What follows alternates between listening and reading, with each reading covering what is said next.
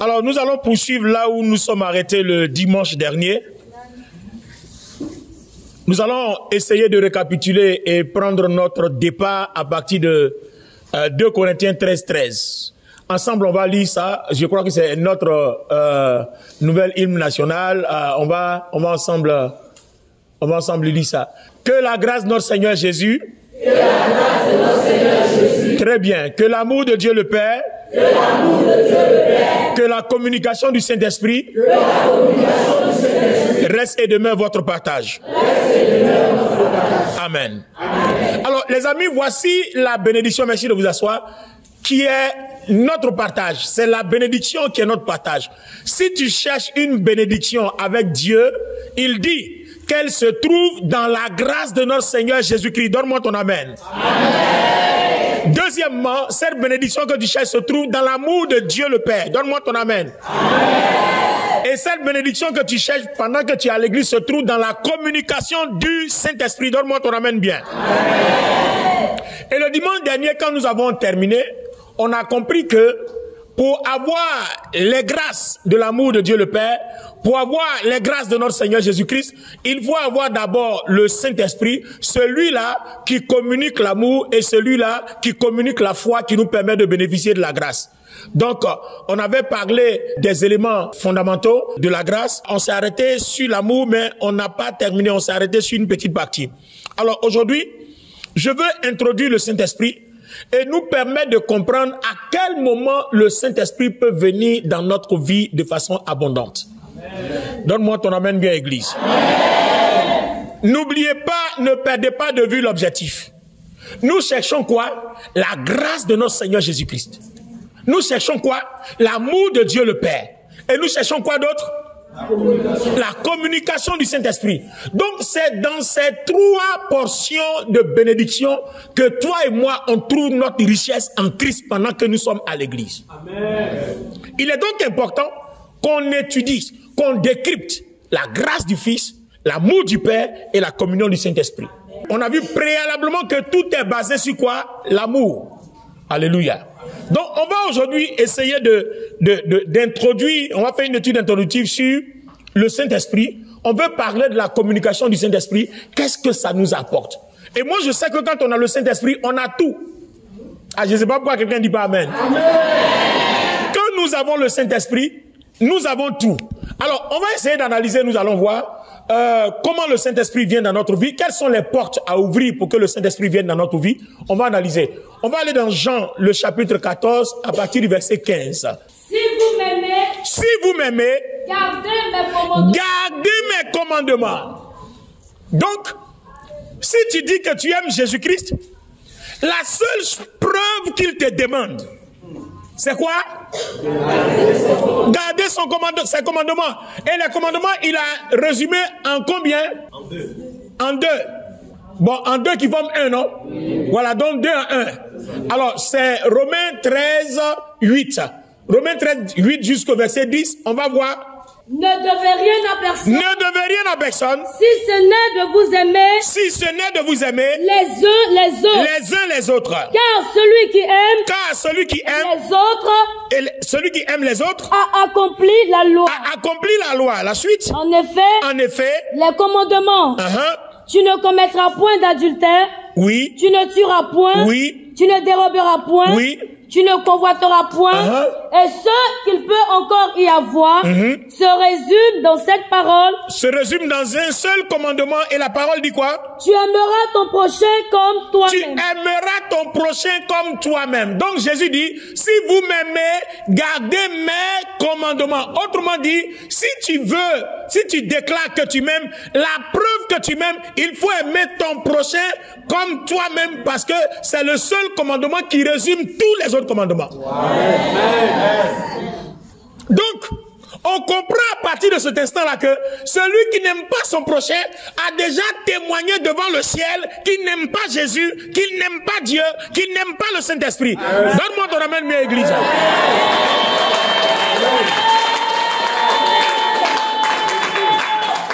Waouh!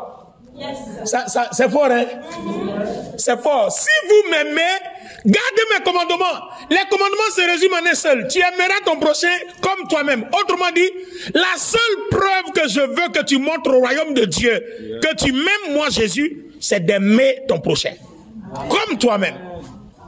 Autrement dit, tu n'aimes pas ton prochain, tu n'aimes pas Dieu, tu n'aimes pas Jésus. Ça veut dire que tout ce que tu fais à l'église est zéro. Parce que la Bible dit quoi? 1 Corinthiens 13 dit quoi? Si tu n'aimes pas, alors tout ce que tu fais, c'est comme une cymbale qui résonne. Même si tu as la foi, ta foi est sans résultat.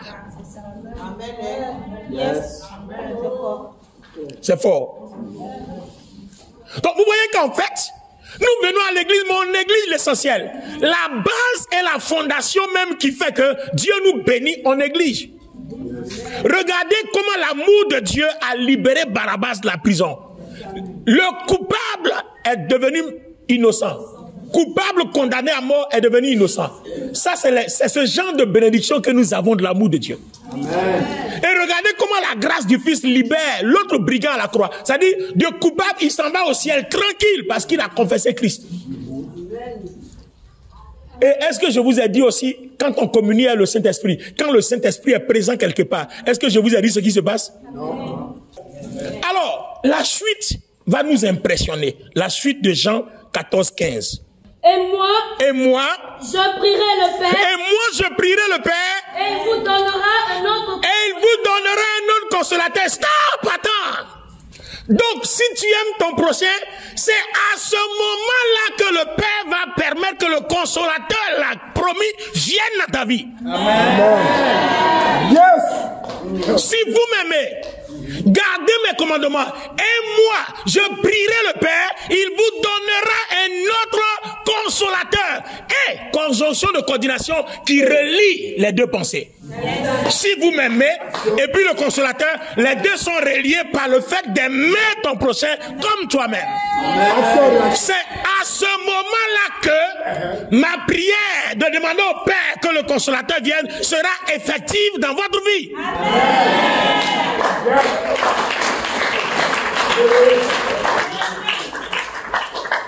Donc, avis aux gens qui aiment les miracles. Ton miracle d'avoir un mariage, d'avoir un enfant, d'avoir de l'argent, de voyager, tout ça a un prix. Aimer ton prochain.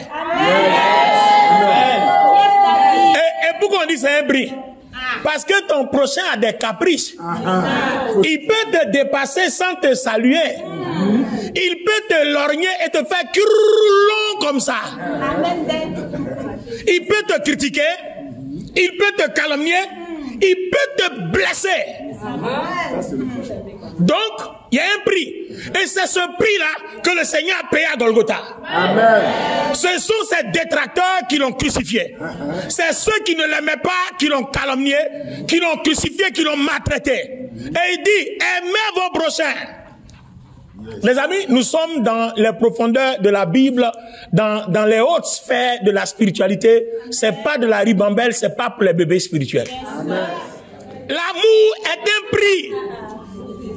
Supporter son prochain n'est pas de la plaisanterie, n'est pas de l'amusement. Je suis moi, j'ai mes principes. Tu es toi, tu as tes principes. Et puis on me demande de t'aimer. Comme moi-même je m'aime.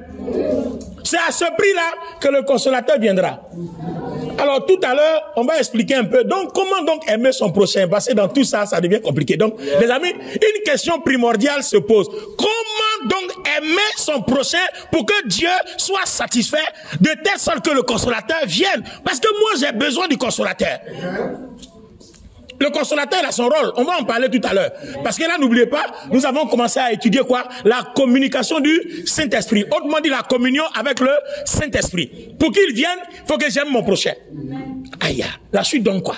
L'esprit de vérité que le monde ne peut recevoir. Donc, le Saint-Esprit, c'est l'esprit de vérité que le monde ne peut recevoir. Parce que le monde, là-bas, chacun opère comme il veut. Il n'y a pas de règles, il n'y a pas de loi. Nous, on est régi par une loi. Aime ton prochain comme toi-même. Ici, là, on ne fait pas ce qu'on veut. Si tu opères comme tu veux, le Saint-Esprit ne te localise pas. Donc, Dieu a manifesté son amour pour toi Jésus est mort, il a manifesté sa grâce pour toi, mais tu n'en bénéficieras pas parce que celui qui doit te communiquer tout ça s'appelle le Saint-Esprit. C'est pour ça qu'on commence par lui. Donc si il ne peut pas opérer en toi, tu comprends pourquoi on est dans l'église et puis malgré ça, nos souffrances demeurent. Amen. Vous voyez qu'il y a des choses qui nous arrivent souvent, on pense que c'est le diable. Ce n'est pas le diable. C'est parce qu'on gère mal les affaires de Dieu. Amen. Que la grâce de notre Seigneur Jésus-Christ, que l'amour de Dieu le Père, que la communication du Saint-Esprit. Le Saint-Esprit te communique les grâces de l'amour. Romains 5 dit quoi? Dieu déverse son amour dans notre cœur par le Saint-Esprit. Et Jésus-Christ aussi dit, j'ai payé le prix pour vous, mais pour l'avoir, vous devez avoir la foi qui vient du Saint-Esprit. Donc sans le Saint-Esprit, que peux-tu faire? Alléluia. Amen. Sans le Saint-Esprit, que peux-tu faire? Alors les amis, nous allons aller. On dit qu'il est l'esprit de vérité. On dit qu'il est le consolateur. Hey! Mon ami, tu as une fois... Est-ce que quand on dit consolateur, tu as une idée de ce que c'est? Quand tu as l'amertume, tu es attristé, tu as la douleur, celui qui peut faire que tu oublies tout ça, celui qui peut faire que tu ne sentes pas la douleur, c'est lui le consolateur.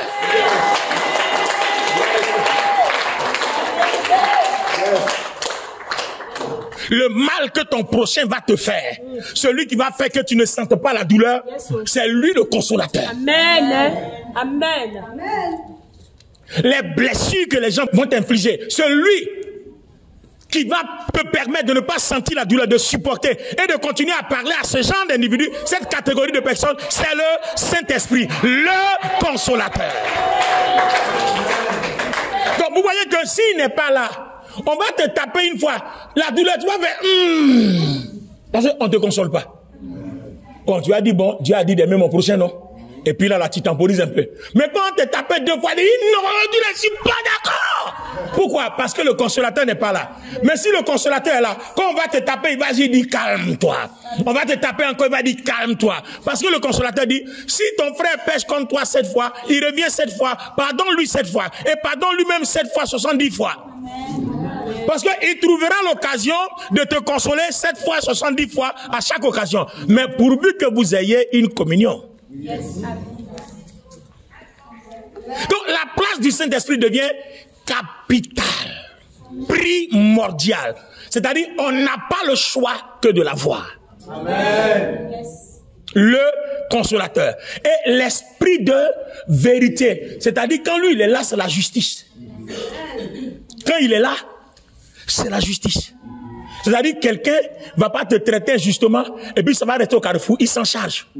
C'est pour ça qu'il dit, ne t'en occupe pas. Je suis la vérité. Le Seigneur a dit quoi? La suite va nous interpeller. Il y a un autre mot qui arrive, ça va nous interpeller, ça va nous aider même. Je ne vous laisserai pas orphelin. Je ne vous laisserai pas orphelin. Je viendrai à vous. Je viendrai à vous. Encore un peu de temps et le monde ne me verra plus. Bien, stop. Je ne vous laisserai pas orphelin. Oh, cette partie-là me plaît trop. La partie-là me plaît. Je ne vous laisserai pas orphelin.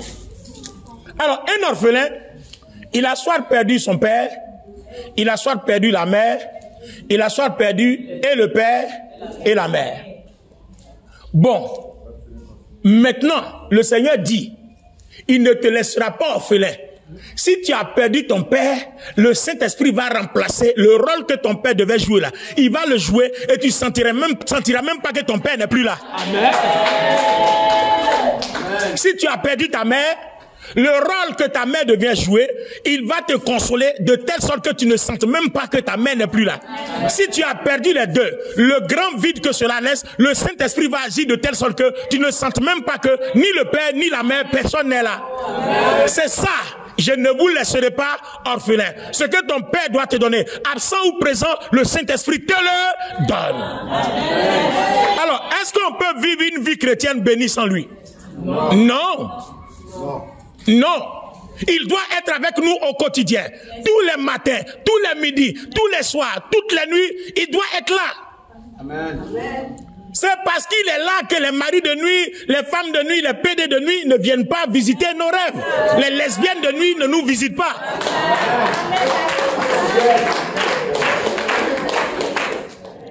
je vous laisserai pas orphelin.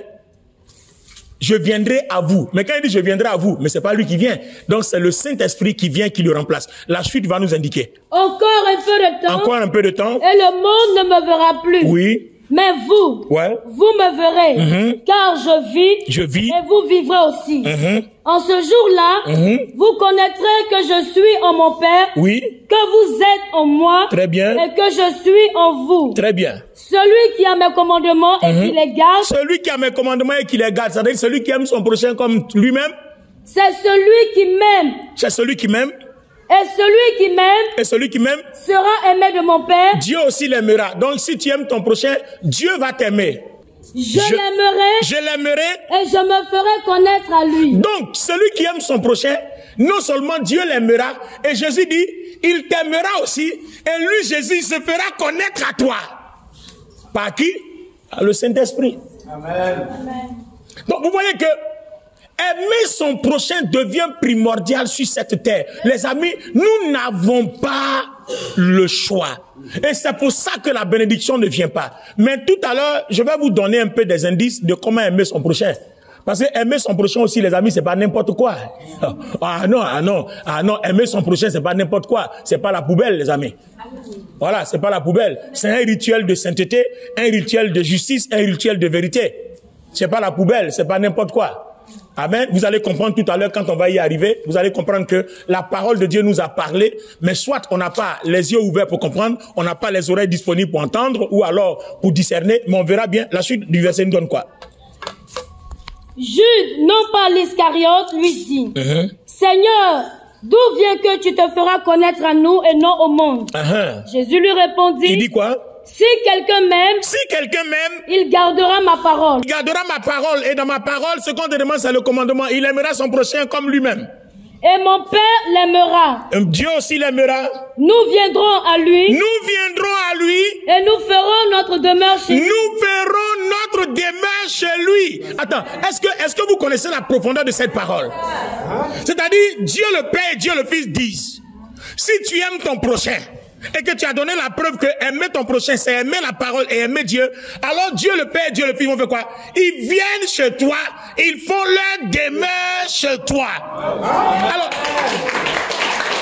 vous tous, imaginez-vous un seul instant, ici en Côte d'Ivoire, le président Alassane Ouattara et son gouvernement viennent frapper à ta porte à Boribana quelque part, et puis ils rentrent chez toi. Mais tu es sauvé! Attends, je mens ou je mens pas? C'est vrai ou c'est pas vrai? On tape à ta porte. Et puis, qui est là? Oh, vous nous dérangez, on veut pas. On dit non, c'est le gouvernement. Tu dis, oh, quel gouvernement? Gouvernement vient faire quoi chez moi ici dans mon quartier là? Et puis, effectivement, tu ouvres, voici le président Alassane Ouattara, son premier ministre, le président de l'Assemblée nationale, le président du Sénat, le vice-président de la République. Tout le monde est là. On dit non, on est venu rentrer chez toi, on est venu dîner avec toi, on est venu siéger chez toi. Aïe! Ce jour-là, j'ai dit, ce jour-là, si tu n'as jamais vu Dieu, tu vas voir Dieu. J'ai dit, ce jour-là, si tu es analphabète, tu sauras lire. Come on, somebody. Est-ce que quelqu'un peut me donner son amen bien? Wow! Wow, wow, wow, wow, wow. Yeah! Comment? I feel good. Tu es assis chez toi là-bas, et puis on frappe à la porte, c'est le président de la République de ton pays. Il dit, mais, Excellence, tu es venu faire... Mais attends, dis ce que tu as dit là. Tu vas tomber dans les pommes parce que toi, attends, incroyable mais vrai, attends. Il y a des gens dans le pays là, et puis c'est moi qui suis localisé. Aïe!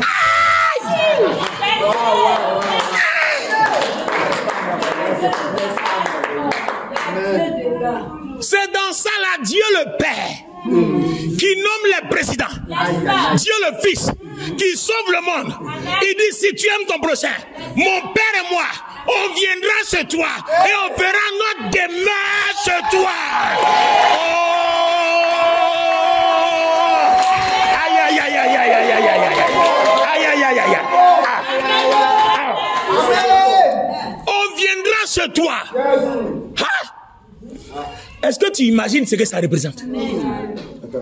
Dieu le Père, Dieu le Fils, c'est-à-dire tout le royaume de Dieu viens chez toi.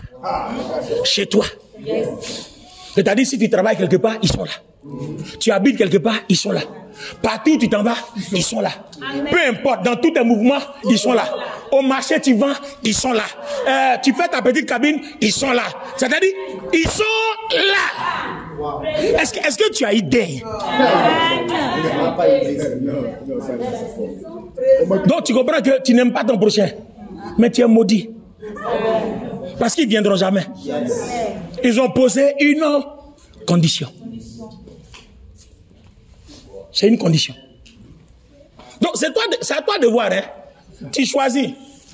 Tu restes tel que tu es. Et puis ça ne bouge pas. Et puis tu as envie de changer les choses aussi. Tu suis la condition et ça bouge. Aussi simplement. Mais là, devant encore, ça devient intéressant. Ça devient intéressant. Ils vont dire quelque chose ici, là. Ils vont dire quelque chose. Ils vont dire... Celui qui ne m'aime pas ne garde point mes paroles. Bon, ça là, on ne peut pas commenter. Hein. C'est tellement bien dit. Celui qui ne m'aime pas ne garde pas mes paroles. C'est-à-dire, si tu fais l'effort de ne pas aimer ton prochain, tu as montré que toi-même, tu n'as pas envie d'aller au ciel. Parce que si tu ne gardes pas ces paroles, ils ne viendront pas chez toi. Or, ceux dans lesquels ils viennent là, ceux chez qui ils viennent là, c'est eux qui ont droit au ciel. Donc toi-même, tu as déjà scellé ton sort. Conclusion, on continue. Et la parole que vous entendez n'est pas de moi, mais du Père qui m'a envoyé. Très bien, la suite. Je vous ai dit ces choses pendant que je demeure avec vous. Ensuite. Mais le consolateur, l'Esprit Saint, que le Père enverra en mon nom, vous enseignera toutes choses et vous rappellera tout ce que je vous ai dit. Ah, donc, le consolateur, l'Esprit Saint, que le Père enverra, vous enseignera toutes choses. Il vous enseignera toutes choses. Et il vous rappellera toutes mes paroles. C'est-à-dire, quand le Saint-Esprit est là, l'œuvre de Jésus-Christ, les miracles, les guérisons, les délivrances, lui, il est là pour les produire dans notre vie. Tout ce que Jésus est, tout ce qu'il a fait, le Saint-Esprit est là pour tout produire dans notre vie. Amen.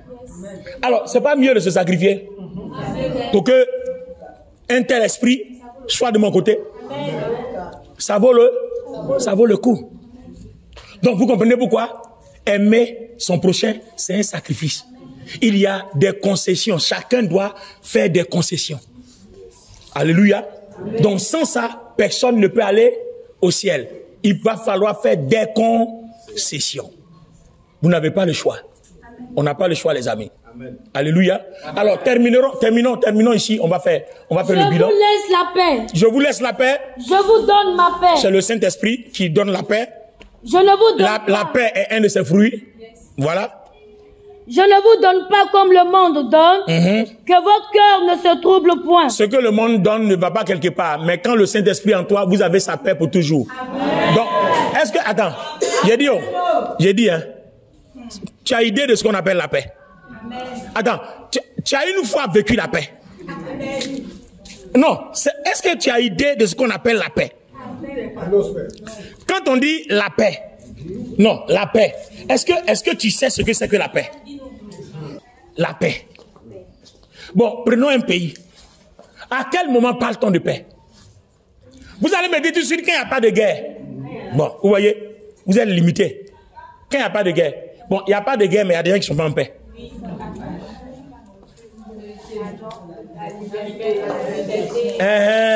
Vous avez vu, non?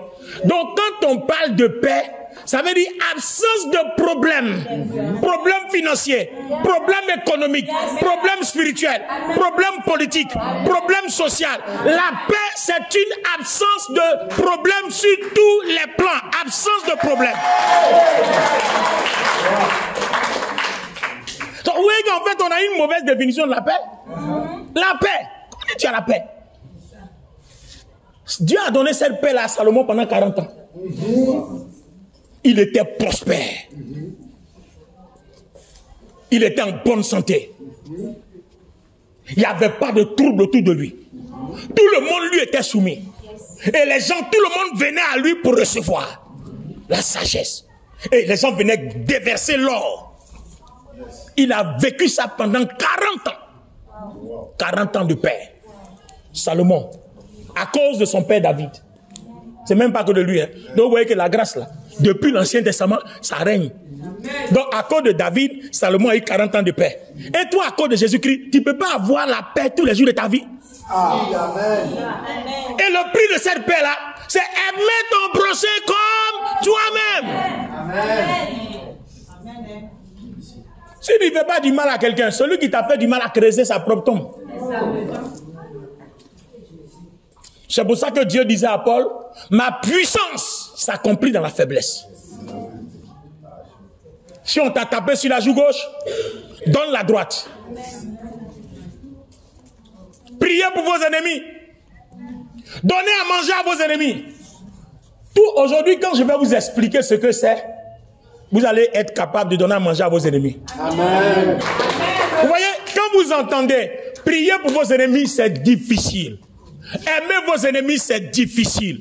Donner à manger à vos ennemis, c'est difficile. Mais quand je vais finir le message d'aujourd'hui, vous allez être capable de le faire. Donne-moi 3 amen, église. Amen. Amen. Amen. Yes. Terminons avec la personnalité du Saint-Esprit. Et puis je vais conclure avec cette partie. Vous avez entendu que je vous ai dit. Vous avez entendu que je vous ai dit. Je m'en vais. Et je reviens vers vous. Oui. Si vous m'aimiez. Si vous m'aimiez. Vous vous réjouirez de ce que je vais au Père. Vous vous réjouirez de ce que je vais au Père. Car le Père est plus grand que moi. Oui. Et maintenant, je vous ai dit ces choses avant qu'elles arrivent, afin que, lorsqu'elles arriveront, vous croyiez. Je ne parlerai plus guère avec vous, car le prince du monde vient, il n'a rien en moi. Mais afin que le monde sache que j'aime le Père et que j'agis selon l'ordre que le Père m'a donné, levez-vous, partons d'ici. Amen. Quelqu'un dit Amen. Amen. C'est fini?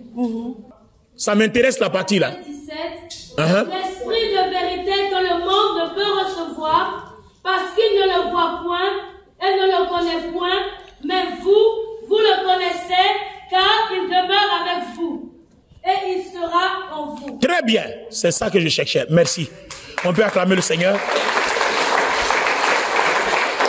Donc, il sera avec vous et il demeurera en vous. Parole de vie dit, il habite en vous. Il habite en vous. Version parole de vie. Et lui, il est encore plus dangereux même. Il habite en vous. Donc, sa maison, c'est en vous. Et en vous, c'est où? Dans notre cœur. S'il y a un endroit où il doit avoir beaucoup de sécurité, où tu dois faire appel à de grandes sociétés de gardiennage, c'est ton cœur. Yes. Ah oui, ton cœur, c'est la star de ta vie. Yes. Tu n'as pas le choix. C'est là-bas que tout le monde veut entrer. Dieu veut entrer. Sa vie veut entrer. Sa gloire veut entrer. Mais le diable veut entrer. Les sorciers veulent entrer. Les démons aussi veulent entrer. Parce que celui qui occupe ton cœur contrôle ta vie. Yes. Amen. Amen.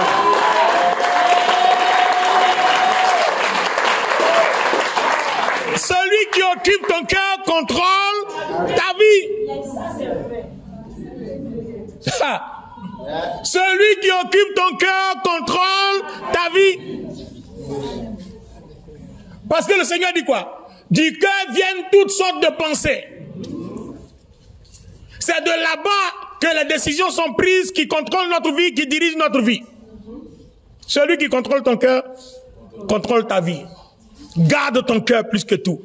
C'est pour ça que le Saint-Esprit a dit, bon, comme tu as donné ta vie à Jésus, je dois être le seul qui contrôle ce secteur-là. Et tu auras la paix. Si je contrôle ce secteur-là, tu seras capable d'aimer ton prochain. Et plus tu aimeras ton prochain, plus je m'étendrai. Donc il sera sur vous, c'est-à-dire la présence de Dieu, et il sera en vous, c'est-à-dire la personne de Dieu. Donc il y a deux dimensions. Il y a la présence de Dieu sur nous et il y a la personne de Dieu en nous. Amen. Je bloque cette phase-là pour le dimanche prochain. Alors, là où je vais aider quelqu'un, comment donc aimer son prochain? Il faut que vous gardiez cette question-là. Gardez ça. Comment donc aimer son prochain? Parce qu'on voit que c'est l'élément incontournable de la vie. Comment donc aimer son prochain pour qu'il plaise au Saint-Esprit de s'étendre, d'étendre la portion de la présence de Dieu sur ma vie et d'étendre, enfin, d'avoir une maison habitable, parce que 1 Corinthiens dit quoi? Notre corps est le temple de Dieu et que le Saint-Esprit habite en nous. Les amis, là, nous sommes en train d'enseigner le vrai évangile. L'évangile sans lequel il n'y a pas de miracle. Nous voulons des miracles dans notre église.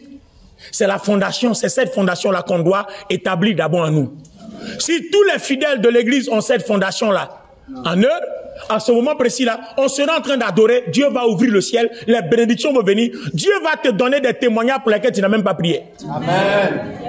Parce que quand le Saint-Esprit a sa place, on ne lui pose pas de questions. Il agit. Amen. Je dis, il agit. Amen. Je dis, il agit. Amen. Parce qu'il dit quoi? Le Seigneur Jésus a dit quoi?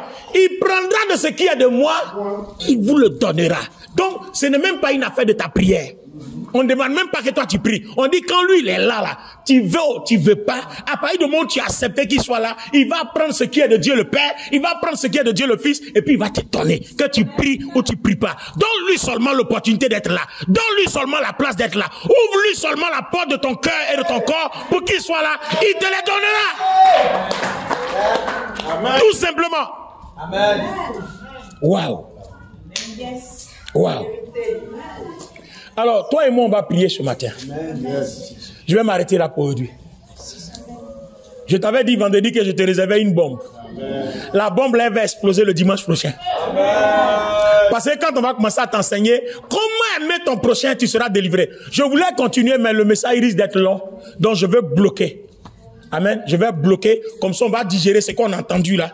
Et dimanche prochain, quand on va ajouter comment aimer ton prochain, quand tu sors de cette salle-là, tu sais ce que tu as à faire pour être béni. Amen.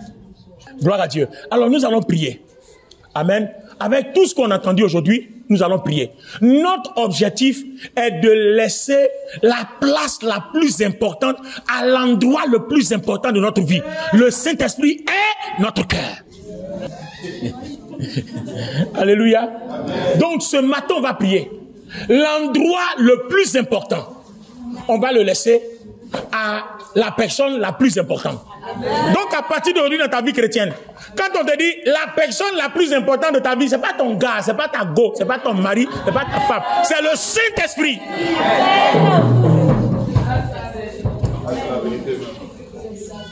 Je vois un peu vos postes là. Oui, c'est l'homme le plus important de ma vie. Tu as tiré à terre. La personne la plus importante de ta vie, c'est pas ton mari, c'est pas ta femme, c'est pas ton papa, ta maman, c'est pas ton enfant, c'est le Saint-Esprit. Et l'endroit le plus important de ta vie, c'est quoi? C'est ton cœur.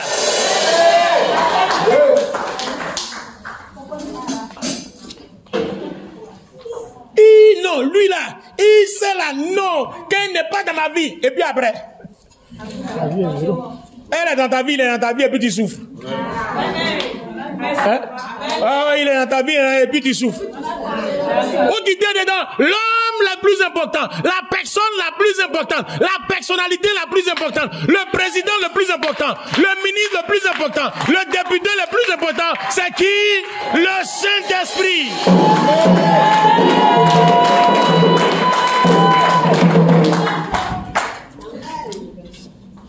L'endroit le plus important de ta vie, c'est pas Manhattan à New York. C'est pas Trocadéro à Paris, c'est ton cœur. De lui coulent les sources de la vie. Proverbe chapitre 4. De lui coulent les sources de la vie.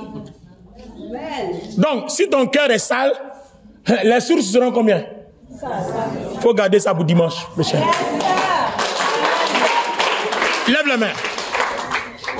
Pendant que tu as une main levée, mets l'autre main sur ton cœur.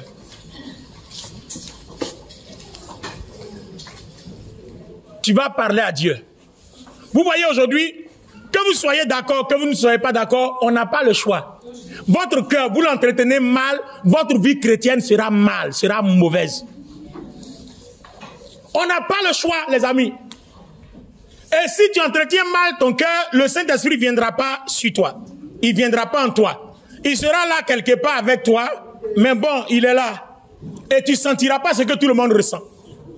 Vous voyez souvent il y a des gens dans l'église là, mais comment les autres font pour ressentir l'onction? Moi je veux ressentir aussi, je ne ressens pas. Mais tout se passe de l'état de ton cœur.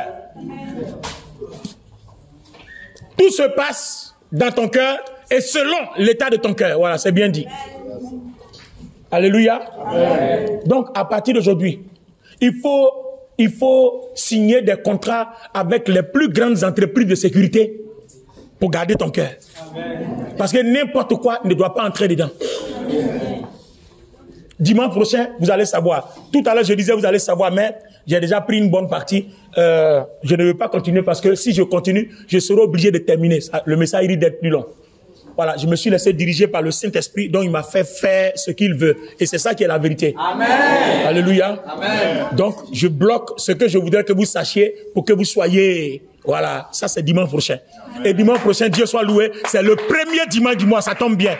Tu vas entrer en février avec une grâce, une paix, une gloire particulière, avec la plénitude de l'abondance du Saint-Esprit. Donne-moi cet amen, église. Amen. Amen. Amen. Amen. Amen.